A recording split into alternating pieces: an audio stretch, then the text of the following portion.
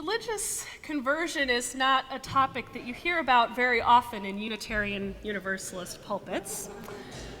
I have some ideas about why, but I will get to that in a little bit. If you do a Google search for how to convert to Unitarian Universalism, one of the first articles that comes up is from WikiHow, a website that claims to, quote, try to help everyone on the planet learn how to do anything. In 5 steps, WikiHow explains to everyone how to convert to Unitarian Universalism. Although presented somewhat simplistically, the steps actually contain some wisdom. Step 1, know that you are not alone. Step 2, understand that Unitarian Universalism is a non-dogmatic religion without a creed that you must accept. Step 3, find a church in your area. Step 4, ask questions. And step 5, sign the membership book. It's as simple as that, right? So, Unitarian Universalism as a whole is a movement of converts. The numbers suggest that the vast majority, 90% is the number that is quoted, of members of UU churches were not raised in this faith. That makes me a very small minority here. I'm curious to get a show of hands. How many of you grew up in a UU community? Oh, not many, a few, okay. Now, how many of you came here from another tradition or no particular religious tradition at all? Well, the numbers seem to be pretty accurate in this room. Now, this sermon has something for both of these groups, don't worry. What I want to explore today is the meaning of religious conversion for us as Unitarian Universalists in all that we are, and the diversity of conversion stories among us. One of the reasons that I believe that we don't often hear about conversion from Unitarian Universalists is because traditional notions do not resonate with our theological understanding of human nature in particular. For example, William James, the late 19th century philosopher of religious experience, suggested that before conversion, an individual is internally conflicted, but that with the intervention of a divine being, the self, hitherto divided and consciously wrong, inferior, and unhappy, becomes unified and consciously right, superior, and happy. Yeah. The word conversion comes from the Latin meaning to turn around. In traditional Christian theology, it is to turn from sin and self-destruction to righteousness. A dramatic example of this in the Bible that is often cited is the conversion story of Paul. Now, when I chose the topic of conversion for today, I actually didn't realize that for Roman Catholics, Anglicans, and Lutherans, tomorrow, January 25th, is the feast day celebrating Paul's conversion. That's how important this story is in the tradition. And you've heard this story from this pulpit before. Paul's conversion was swift and life-changing. According to the text, Saul, as he was named, was a notorious persecutor of Christians. But one day, while traveling on the road to Damascus, he was blinded by a flash of light, and he heard the voice of Jesus saying, "Why do you persecute me?" This experience changed his outlook completely. He repented and converted. He changed his name from Saul to Paul and went from demonizing followers of Jesus to missionizing and preaching Jesus' message. He turned his life around completely. Now, another source that I went to for conversion stories is Kathleen Norris, author of Amazing Grace, a Vocabulary of Faith. She writes about her own conversion journey away from Christianity and then full circle to reclaim it. Before developing awareness around her own conversion story, though, her first understanding of this religious phenomenon came from the lives of her grandparents, whose stories she tells in the book. Her first notion of religious conversion came from her Norris grandparents, whose story was much like Paul's. Grandfather Norris was saved at one of Billy Sunday's revival meetings, and he decided to devote his life to being a Methodist minister like his father. But this and the pressure of their working class family life caused his first wife to leave him with their 2 children. He eventually met Norris's grandmother, and they both found their calling in serving the church. Grandmother Norris told her that conversion was a once-in-a-lifetime experience of salvation, in which she repented for her past life and embraced new life in Jesus Christ. In looking at conversion stories like that of her grandparents, Norris expresses how frightening and disorienting this kind of sudden conversion experience can be, because it feels like a regression from adult certainty about the world or a return to square one. The more Norris heard of her grandparents' story, however, she realized that it wasn't as simple as it had sounded to her as a child. The God my grandfather found at that revival meeting, she writes, was the God of Psalm 139. O Lord, you search me and you know me. You know my resting and my rising, all my ways lie open to you. It was a God who knew her grandfather's heart and responded to his desire to turn his life into something better. After this dramatic, emotional conversion experience, that is where the work really began. Now, perhaps some of you have had an experience like this, an experience of turning your life around, a change of heart, mind, or will, in which you lost faith in the old, either by choice or by hitting rock bottom, and you went on to wholeheartedly embrace something new. I think of those who have turned from a life of addiction to recovery through AA. I think of people who've reached a point in their careers where they are unsatisfied or worse, and they drop everything and go in a new direction. I think of people who have become committed Unitarian Universalists. For many, there was a defining moment when you first encountered this tradition. It felt like you'd come home. And that is a conversion experience. Now, these are all dramatic life changes, yet they are only one kind of conversion story. As in most life experiences, there are many different ones. Personally, I've never experienced anything quite so sudden as the conversion of Paul or of Norris's grandparents, but I have experienced conversion over and over again. Our Unitarian Universalist religious roots in America reach back to the New England Puritans, who began coming over from England in the early 1600s. Although we have left much of their theology behind, some of their ideas are still with us today. Their way of organizing churches, for example, is the basis for our polity as Unitarian Universalists today. A lesser-known influence, but one that I think still does have relevance for us today, is their notion of conversion. Puritans were very preoccupied with, as you might guess, purity. They required each person to demonstrate that they were among the elect by showing some sign of an emotional experience of grace, which would prove that they had converted to a pure and righteous life. Now, Thomas Shepard, who was minister of First Church in Cambridge, Massachusetts, a church that's still around and now affiliated with the United Church of Christ, preached to his congregation in 1640, "Be always converting, be always converted." Puritan piety required not just one-time conversion, but repeated reconversion of the soul.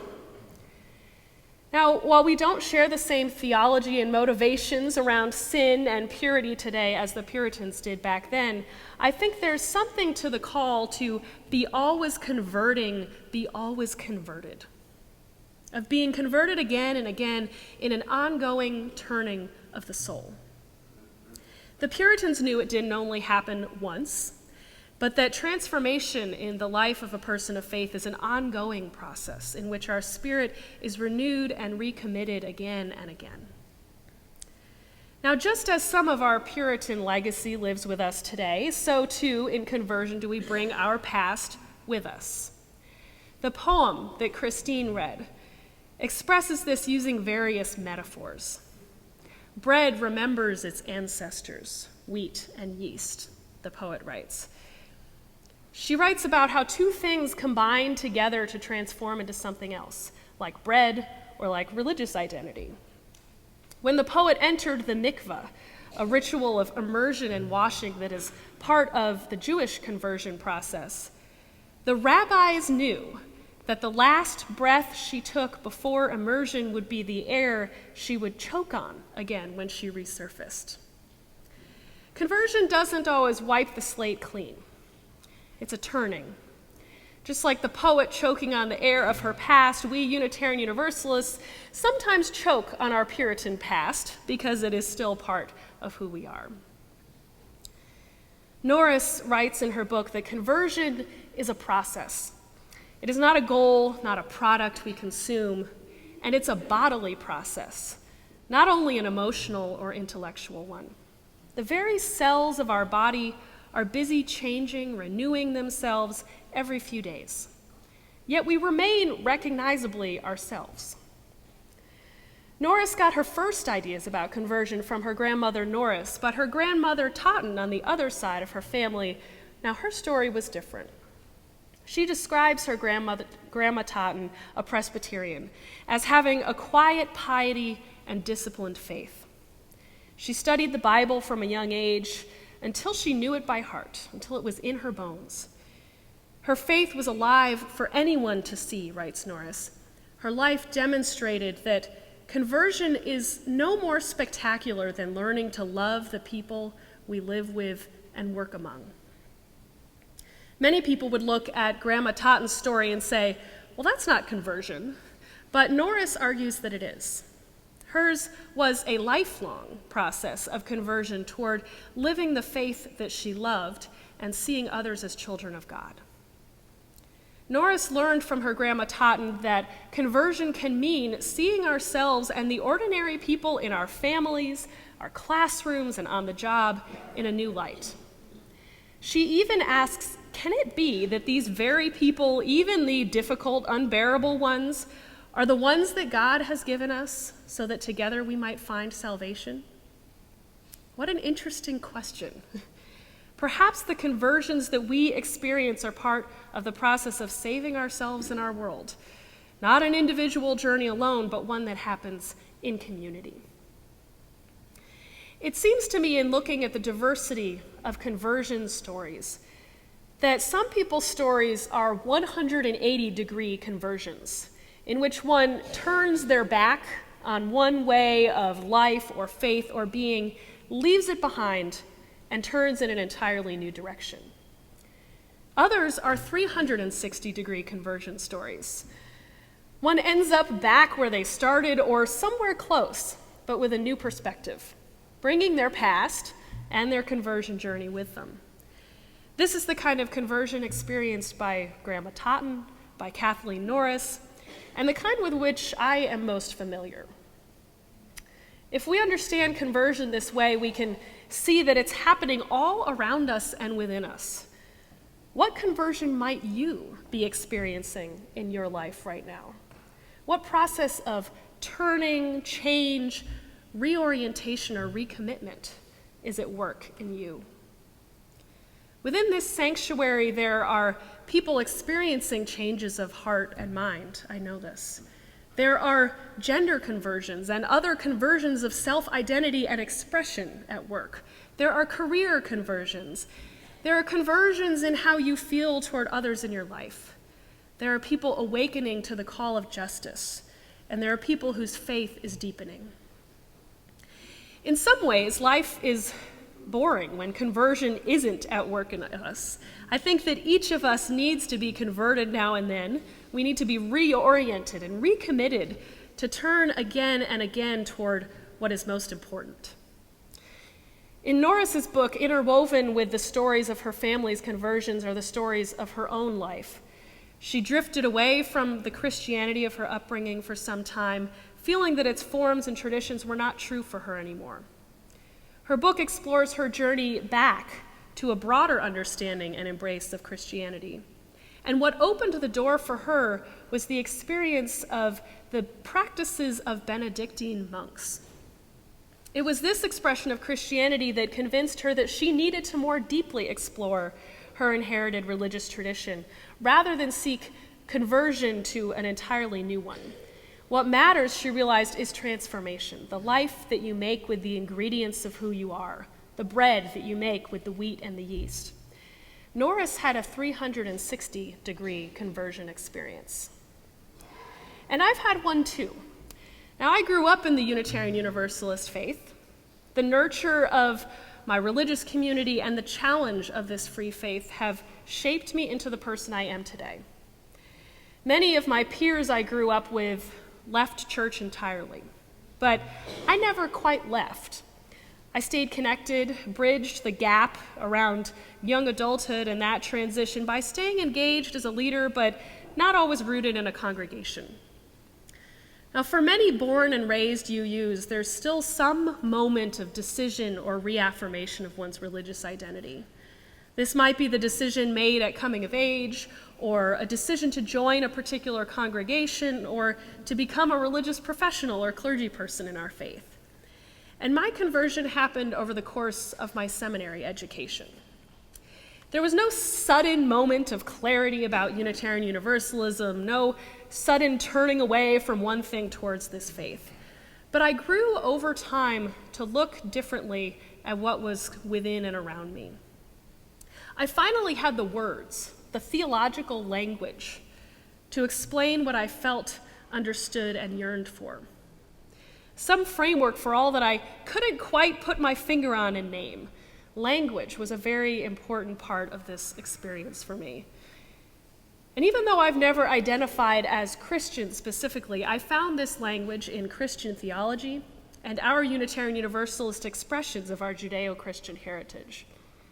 I found it in poetry and process theology, in the theological teachings of the Reverend Rebecca Parker, one of our best contemporary theologians in our movement. I became basically a more integrated Unitarian Universalist, a converted one through this experience. One of the challenges of growing up in a Unitarian Universalist congregation for me was the strong tendency of our movement to disappropriate our own sacred living tradition, to distance ourselves from what may seem like rigid or traditional forms of religion in favor of absolute and total freedom. And this is what has bred, I think, this misconception that as a UU, you can believe anything you want. The Unitarian theologian James Luther Adams, who helped to shape Unitarian Universalism of the 20th century, said in a lecture in the year 1940 that the element of commitment, of change of heart, of decision, has been neglected by religious liberalism, and that is its prime source of enfeeblement. His point was, when we don't commit ourselves to much of anything, we are limiting rather than liberating ourselves. We need conversion, said Adams, because only by some such revolution, only by some such conversion can we be possessed by a love that will not let us go. That sounds like a good reason to convert to Unitarian Universalism to me, to be possessed by a love that will not let us go. Whether you had a 180-degree conversion or turned the full 360 degrees, I would love to hear your stories of how you ended up here. And if you've been here for a while, how you've stayed. Maybe you've been converted again and again to this faith, but what was it that helped you make that change? I've been thinking about what it means to become a member of this church and how that relates to religious conversion. The word religion comes from religare, meaning to bind. For us, religion is not about binding ourselves to a common creed. It's about binding ourselves to a way of living and to something beyond ourselves. It's about recognizing that we are bound to creation, to a God of many names, and to other people. So to become a member or to convert means to turn towards those things to which we are bound, and perhaps to see them and ourselves clearly for the first time. There's a familiar refrain that I hear often from those just discovering Unitarian Universalism. They say, "I've been a UU my whole life without knowing it." So the decision to turn toward Unitarian Universalism is a conversion, but not necessarily away from some identity or way of being. It can be a recognition of what you already are. This was step 1 in the WikiHow article, right? Recognize that you are not alone. You become Unitarian Universalist by being Unitarian Universalist in community. And you convert again and again to Unitarian Universalism by living and growing among us.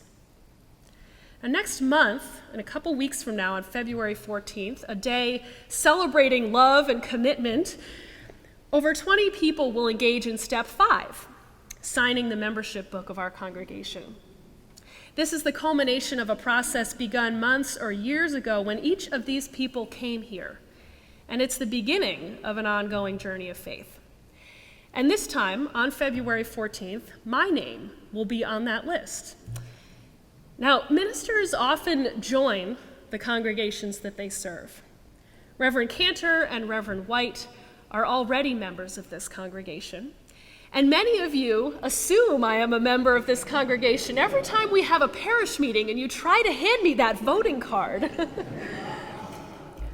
I've been giving my time, my money, and my heart to this community for a while now, and so it's time for me to take that next step. Membership means something a little different for me than it does for a layperson joining. I don't look to this congregation to meet my needs in the same way. What it represents for me, however, is a commitment to the mission of this church and to its vision for our community, for Dallas, and for the world. My heart has been turned towards here. This community in particular has helped me see in new ways the power of Unitarian Universalism and its impact on people's lives, and the importance of coming together in religious community to connect and to grow and to serve. So on February 14th, I am turning again toward a love that will not let me go. The priest and feminist theologian Carter Hayward wrote, "Love is a conversion to humanity, a willingness to participate with others in the healing of a broken world and broken lives.